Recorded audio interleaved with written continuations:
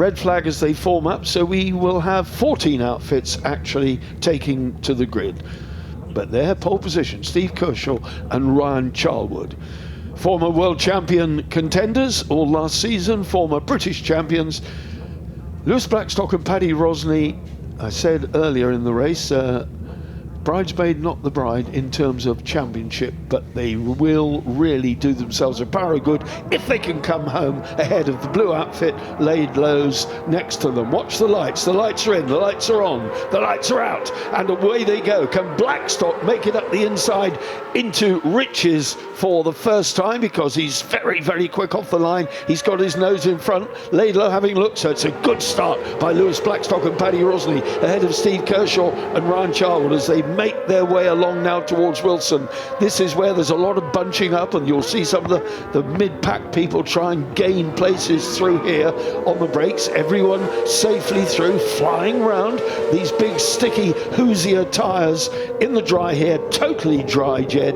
It's what we need. It's what makes sidecar racing more spectacular when they can really, really corner fast. It certainly is. And after yesterday, Barry, we started with a wet race. I spoke to a few of the guys. There's been a bit of resurfacing over the winter. It's Kev Cable looking up the inside of Craig Clark. Pete Enser there. That's tight. Oh, Kev on the grass. A bit of cross-tracking with the cycle. Charlie Richardson having a look at the turf there as they came round. But race leaders now under pressure from Steve Kershaw as they head down towards the right-hander there. And Kershaw looking, but coming now, the 84. Sam and Jack Laidlow, John Holden in the picture there, Paul Kirby, that's a beautifully coloured outfit, very distinctive. The livery is good, it's easy to pick out, but now we've got a nine-wheeler, 3 outfits breaking away at the front here. But a long race now. Kershaw doesn't need to do it on lap 1. He's got 10 laps to do it on. It does indeed. And I spoke with Lewis and Paddy on the number 95. They're currently leading after the first race. And I said, what went wrong, guys? What were you missing? They said nothing, just a little bit everywhere, the tiniest amount. Once Steve Kershaw and Ryan Charlwood in the second place there in the black number 29 outfit, once they got to the lead, they're just a tenth. Managed to pull that out over the 5 laps, the 5-lap race we had earlier, and take that victory. So it'll be interesting to see if Blackstock and Rossi can capitalise on those changes, if any, today. But look at this, Steve Kershaw, Ryan Charlwood in the slipstream, trying to hunt down Blackstock and Rossi for the lead.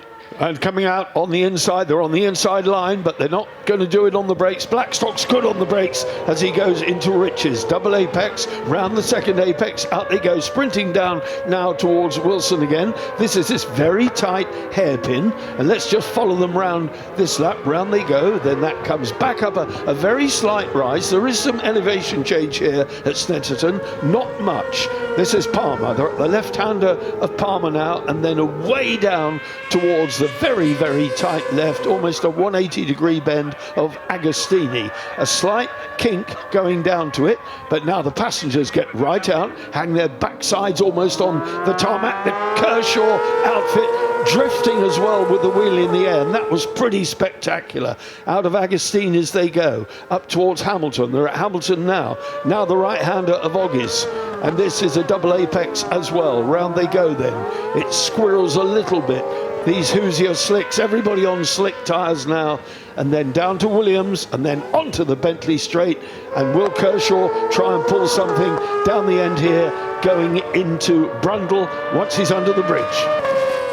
It's a bit far back, I think, for a move, but look at the passengers, absolutely tucked away there, and very impressive from the Laidlow brothers to be sticking with these two guys after a lap and a half already. It's brilliant from them.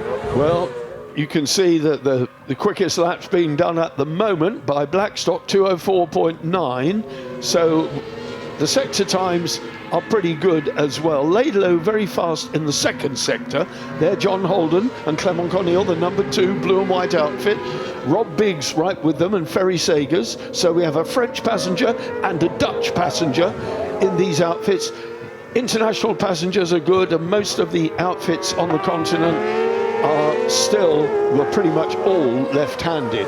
Unlike the motocross outfits where it's all gone right-handed, which is a bit different. Look at this! Kershaw sweeping majestically into the lead. Kershaw then, winner of race 2, wants to do it again in race 1, but Lewis Blackstock does not want him to do it. Can he find anything? this is going to be the challenge now. Can they take the fight to Kershaw and Charlwood? They slightly lacked it in the first race this morning. That 5-lap dash we had as a replacement for yesterday's race in the damp. It's going to be interesting to see what Blackstock and Rosny can bring to this challenge now. Can they take that victory? Can they bring the fight? Can Laidlow's bring the fight? They're still there. It's incredible. Well, they 59-4 for Laidlow's on that slightly heavier outfit in the Cup class. Fantastic. Well, I think these two scrapping are allowing the Laidlows to get in as well. Jack then controlling the elevation on the sidecar. Controlling it? Well, he was doing absolutely his best. He was really hanging out. Look how he throws himself across. There is a handle, an upright handle, where his left hand is, and basically they pivot around that. That's the centre point, that's the fulcrum of the passenger's movement, and his hand goes from right to left depending on whether he's out of the chair or over the back. This looks like a big sector from Kershaw and Charlwood. Just waiting for the timing to come through. 42.1 through that second sector, that is fast. They are pushing 2.5 hard. tenths quicker than Blackstock and Rosny. And Blackstock looking a little bit ragged there, the sidecar wheel over the rumble strip. But now they've gapped Sam and Jack Laidlow, who have gone with them, but they're still off the back. Kershaw, meanwhile, has pulled a little bit at the front. Oh, Kirby's run on. They've had a spin or they've run on somewhere. So that's knocked them down. They were running in 7th place. Let's have a look. We'll see. Oh, there you go. Straight on. Just couldn't get it stopped. So they've gone down the A11 and they're coming back in across the car park. And they're back in business. As long as they didn't overtake anyone or make any profit or any gain, then it's all good to go. Now Blackstock's got the wind up his skirt again. Now here he goes. He's not given up, and he wants to find the speed. He needs to find the speed because he's been missing, as you quite rightly said, Jed, that little bit, not just this weekend, but all this season and most of last. He has indeed. But they've been mighty this year, Barry. They had a small problem that has kind of set them back all year. Race 3 at Pembrey, they had a DNS. I believe it's a did not start. I believe it's a gearbox issue. And they've been chasing the Laidlows in the championship to regain the points in the overall championship. They've got it back down to 10.5 points. They're ahead again, but it's always these small increments of points they're regaining. And last year it was a new bike. They had to get used to the bike, and they had Todd Ellis as an adversary for most of last year, which was a pretty formidable challenge. Indeed. But now we've got Kershaw and Charlwood, who are bringing the fight very much to them. Still 5th place in the championship, but could well end up in 4th at the end of this race. 25 points for the win, I remind you. Kershaw wants the 25 points. He wants to gain the maximum here in the GP class, and that's what we're looking at. But really, we're looking at race results here. And as Jed alluded to, the 84 crew, the Laidlows, are on the Cup bike, which is heavier. It hasn't got trick wheels, somewhat slower as a result of all of that, but it certainly doesn't look slow. And they've acquitted themselves quite well on the world stage as well, by far from being disgraced.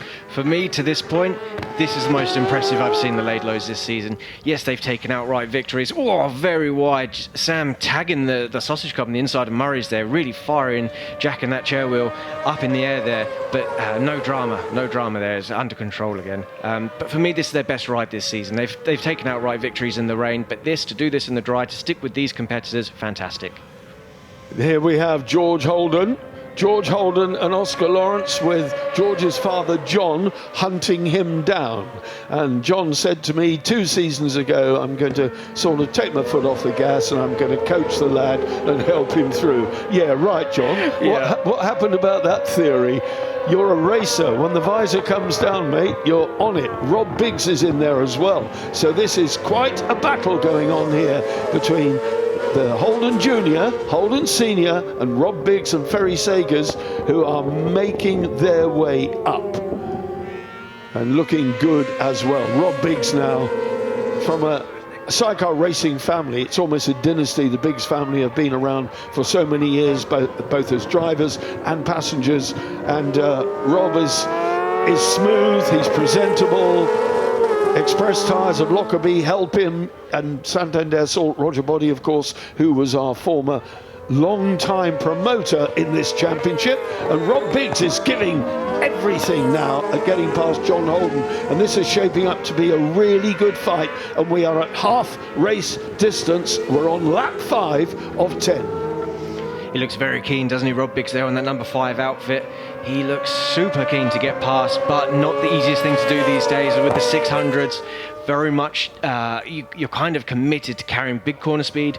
I could almost relate it to riding a 250 Grand Prix bike back in the day with MotoGP. It's all about high corner speed with these bikes now. You can't mess around with the throttle. You can't use the throttle to pull you out of a problem. You have to stay clean. You have to keep it on the rails. And I think an even better analogy might be your average corporate karting centre. Yes. With the Honda 4-stroke. You knock the speed off those, you are well and truly stuffed, aren't you? You've done your lap. You've done your lap. You just have to reset and go again in the following lap. Look at Biggs. Look at Biggs here. And Holden. Small mistake for George Holden there. Yeah, look at Rob Biggs. He wants the way through. He said, come on, get out of the way, you two. Never mind the family shopping. I want to get past. Heading up towards Riches now. Here he goes. As Rob Biggs, he's now showing his frustration. Kevin Cable is coming up now. So this is a 12-wheeler at the moment, or very soon will be. Kevin Cable and Charlie Richardson, the 1-1 crew on the 1-1 crew on the L&W Contractors machine is right there. Kevin Cable, a full-time world competitor, racing in the full World Championship. And still the Holdens are at it, tooth and nail. John Holden has made his way past. George then won't be feeling very happy about that. That will upset the evening meal. John Holden looking good. He's got a top-class passenger there. Look how Clement Corneille tucks himself down out of the wind to make himself as small as possible and minimise any buffeting and air braking on lap 6 of 10. Back at the front, Kershaw and Charwood with Blackstock and Rosny now on the DHR Yamaha, hunting down the Blink Bonnie Quarry Yamaha, and a long-time sponsor of Steve Kershaw up there in the Highlands. They've been together forever. I think back from the days when Steve rode F2, possibly. I don't quote me on that. But that was, 10 years ago, maybe even a little longer now. I'm showing my age there, unfortunately, Barry. But fantastic, like you say, lifetime sponsor, and that's things like that are important when you're going racing, to have that. The bond and the gelling of that partnership, it's fantastic. Well, that would have been 2010, I think, is the last season that Steve Kershaw did on the F2. And the reason I say that is because 2011 was when I became involved in the administration of the Sidecar Championship, as well as doing the Eurosport commentary on it. And I did 3 laps of this very circuit with Steve Kershaw in his new long outfit. So very nice. Yeah, scary. Oh, that's unfortunate. Has-beens, Craig and Kirsty Hawkswell. That's unfortunate. Well, that's unfortunate. Just ran on. There's that very Kirby-esque, that. That was very bizarre. Ran like on something on the front end possibly broke. There was a small bobble just at the apex of turn 3 there at Palmer, and how bizarre. I couldn't put an answer to what that problem is at this moment. Back at the sharp end, Kershaw then on lap 7 has now pulled a significant gap over Lewis Blackstock. On their way to double victory here, still 2.5 laps, 3.5 laps remaining, 8, 9 and 10 to go. And this is the 8th. We've got 6 more races after this one. Including this one, in actual Including this one, yes. 3 at Cadwell Park in a couple of weeks for the Sidecar Festival, and 2 to round out the season at the BSB finale at Brands Hatch. So it's not inconceivable that if Steve Kershaw keeps this level of speed up and maintains this performance, he could well even overtake Lewis Blackstock, but it would need Blackstock to have a major mishap. Back again with the Holdens, and George Holden has gone past. The Kawasaki has gone past the Yamaha of his father. Rob Biggs is still there. Kevin Cable is still there. So this scrap is going on here, tooth and nail. Take that, Dad, says George, and he's by. And let's see how the 636 Kawasaki, slightly bigger, does it have a speed advantage over the Yamaha when you've got someone as wily as John Holden at the handlebars of the Yamaha. Look how he kept that tight. It was gripping, he kept it tight. His son went wide, opened the door, and this is a fantastic scrap. And we're still only on lap 8 of 10. Here comes George Holden again, back around the outside of his father and Clement Cornell. The Kawasaki's got the legs. It's got the legs. It has got the legs, you're quite right. It's got that little bit more speed up the hill. And John's Yamaha then having to settle for second best as his son goes through. Back at the front, Blackstock is back on Kershaw. Is there a twist in the tail here yet in this one? Steve Kershaw, Ryan Charlwood then still leading on target for double victory. But Lewis Blackstock and Paddy Rosney want to get even. They've only got a 10.5 point disadvantage from the Laidlows who are behind them. Unfortunately, Charlie Moss and Josh Hope, they've retired to the pit lane, but this is a fantastic battle. And they'll be wanting to take this lead, maximise those championship points over the Laidlows, because second to third is only 2 points difference. 22 for second, exactly. 20 for third. If they can get the win, it's another 3 points, and it brings that gap down to just 5.5 points. They're really going to want to maximise every opportunity. Yeah, well, I'm quite sure that John, Black Lewis's father, is on the pit wall telling him exactly that, because he'll have got the message as well. They will know the significance of trying to muscle their way past Steve Kershaw and Ryan Charlwood. This pair have been together for a long, long time. It's a marriage made in heaven. They've done the TT this year, yes. 2 good solid results in the Isle of Man. They've been together a long time, and that, as you well know, is important in sidecar racing. It is. You know each other inside out. You, as a passenger, you know what your driver's thinking. You will see a gap coming up and you'll think, they're not going to take that one.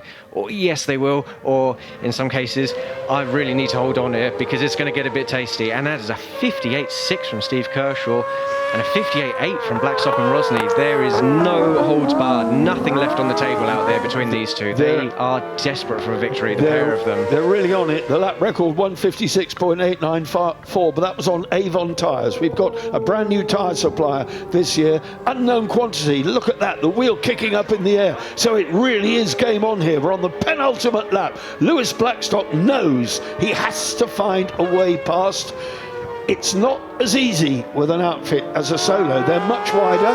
You've got to pick your point much, much better. It's no good rushing into the chicane when you come under the bridge at Brundle. There's no room there for two sidecar outfits. No, it's going to end in disaster. A fiberglass shower, if you will. Yeah, you can put it that way, and that will make you itch as well. I'm itching just thinking about it. So let's see what's going to happen here. Next time they come round, they will have just under 3 miles of the Snetterton circuit to do. Kershaw and Charlwood. Charlwood's disappeared out of view. He's tucked himself down completely, and he knows the change in the engine. He feels when he's braking. That's when he pops up, comes out of the slipstream and does his job on the left-hander. That's good through there. Kershaw is superb through there. That is amazing stuff. I'd say from intermediate 1, which is just before Murray's, to the exit of the Brundle-Nelson chicane there, the S is after the bridge, Kershaw has it, but over the other half of the lap, Blackstock looks to be strongest. This is really going to be interesting to see where any potential move is going to come from in this final lap. And of course, it's always good to know who's got the edge on the drag up the hill where they are now. So if you can use the slipstream, yes, that helps. But if the outfit in front is quicker and it actually stretches the gap, it looks like that's what's happening with Kershaw's. Fastest lap of the race, Blackstock Rosney, 58.543. They have not given up on this yet. No, they haven't, and they've got the hang of those Hoosier tyres as well. Won the final lap then, and here's Blackstock. Now, where's it going to be? Is he going to make a move? Is that going to compromise his exit? A little bit too much wheel spin from Kershaw, I think, there. It's put Blackstock and Rosney very close. Look at that. Not even an outfit's length between them. They're right on it. They're right on it. Blackstock and Rosney then. Where is it going to be? On the final lap. Steve Kershaw, Ryan Charlwood know they've got a battle on their hands. Lewis Blackstock can smell his aftershave. He wants it. I don't know if he had any aftershave. If it's not aftershave, then I'm worried. But Blackstock and Rosney are chasing down Kershaw and Charlwood, who are doing everything possible to keep the all-black outfit in front. Spinning up, you can hear it. Spinning up, spinning up, spinning up. Just not quite getting the drive. Few last words. Fantastic. And you can see both teams, they're using that tiny strip of green tarmac on the entry to Williams there, coming onto the back straight. There is nothing left. Every millimetre of tarmac these two guys are absolutely using to try and keep the advantage they have over the other. The bomb hole. I'm thinking the bomb hole. Is there an opportunity at the bomb hole? They are into Brundle. Nelson then. Here we come. Better run from Blackstock and Rosny through the exit of the Nelson corner there. Here we are. Oh, it's closest building. Bomb hole now, here we go, the bomb hole and then Coram. What can happen round Coram? Those Hoosiers had better hang on pretty tight because through here it's tight and now right on it, Blackstock and Rosny looking so good here. The sprint up the line. What can happen? A look over the shoulder from Steve Kershaw. Can Blackstock pull anything out of it? No, it's double victory here for the Scot. The man from Lauder and his passenger from the south of England have taken victory here. Still this battle going on further down. It's third. We almost ignored Sam and Jack Laidlow. They were in third place, 10 seconds adrift. And then way down the order comes George Holden, John Holden, and Rob Biggs and Ferry Sagers you're looking at now. But there's George Holden, the number 93 on the Kawasaki. Over they go. What a great race they gave us. How entertaining do you want it? It certainly was that. Maybe a little quiet at the dinner table tonight between the Holden family, perhaps. Well, it will be because they live in different houses. It won't be a telephone conversation, I can tell you that. Oh, and Paul and Tom Kirby, having made that excursion, still bring it home in 8th place. So they only forsook one place, and it was Kevin Cable and Charlie Richardson who took that off them. And over the line in 9th place, Atkinson and Smith, again, another solid performance on their Adolph RS Yamaha. It's the last round we're going to see those pairing together. Josh Smith was filling in for Mark Middleton, which is who rode with Rob last year, Rob Atkinson. So from Cadwell Park onwards and Brands Hatch, we're going to have Mark Middleton back on the RAF bike. And their race winners then, Steve Kershaw and Ryan Charlwood, double victory and 50 points. Thank you very much. It's been good, really good sidecar racing. This series moves on not at BSB, but it goes to the Cadwell Revival. And there we have it. Confirmation then, Kershaw, Charlwood, Blackstock, Rosny, the Laidlow brothers, that's your podium. Holden boys fought tooth and nail all the way through the race, getting the victory over Biggs and Sagers. Kevin Cable, Charlie Richardson, a really good fight. They'll have enjoyed that. The Kirby boys, Atkinson, Clark, Peach and Pottinger, rounding out the top 12. All those cup outfits, slightly slower of course. We saw the Hawkswells and Moss retired early in the proceedings after 5 laps. Well, not bad. Skies are looking dark, but let's have a look. What's that done to the standings? Kershaw indeed goes 4th ahead of Rod Biggs. Kirby dropping down a little bit. Laidlow's still on top and 8.5 points the gap. Blackstock closing in, nipping away. Will they be champions? Well, that depends on Steve Kershaw and what they do. Holden and Lawrence are still there, very much in the hunt. And if what we saw today is anything to go by, John Holden will also improve his standings. Atkinson Smith up to 9th. Poor Phil Bell. Get well soon, Phil. Collarbones don't take long these days. Couple of rivets, you'll be all right. Williams Pitt not here, but let's hope we get a few more for the next round at the Cadwell Revival. And then we finish up the championship at the BSB Grand Finale at Brands Hatch in October.